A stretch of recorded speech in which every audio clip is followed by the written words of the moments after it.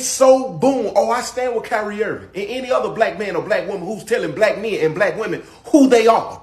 Because it seems to turn into a very controversial conversation and topic anytime a black man or a black woman get to talking about who the Hebrew Israelites were in the Bible and are in the world. I'm speaking specifically to the black community because anytime we hop on something and it turns into a trend, the whole world follows suit. And the trend is, who is the curses and blessings talking about out of Deuteronomy chapter 28? Let's go to the good book. Verse 34, you shall be driven mad because of the sight of your eyes. What specific group of people are tired of seeing their people get gunned down in the streets and it rarely results to justice? What specific people are starting to wake up and realize that the Willie Lynch letters was wrote and designed to program a specific group of people to play them one against the other? What specific group of people can prove that drugs were dropped into our community not only to destroy our community, but also to cause mass incarceration and separate the man from the home so the women would have to raise children on their own?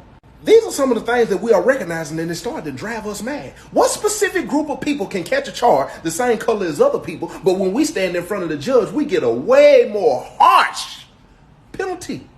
Verse 41, you are going to have sons and daughters and they are not going to be your sons and daughters. Why not? Because they are going to be placed into captivity. Sounds like slavery to me. Sounds like black women who birthed their children and their children had to work for who?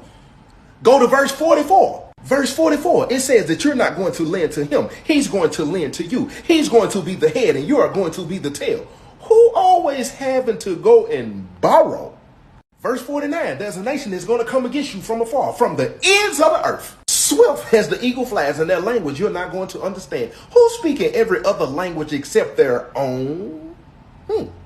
This is not Yeshua, who we know as Jesus the Christ. But see, it's never a controversial conversation and topic until a black man or a black woman say, this is the incorrect color.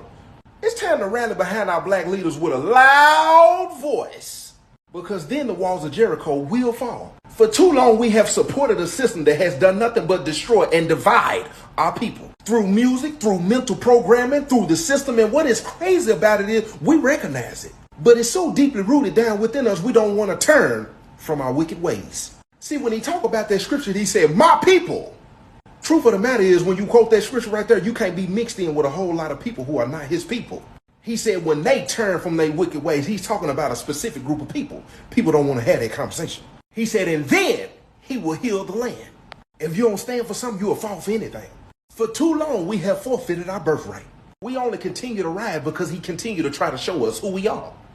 Black man, black woman, it's time for us to stop fighting against each other and stand with each other. Ooh, take the time. Let's move. Ooh, take the time.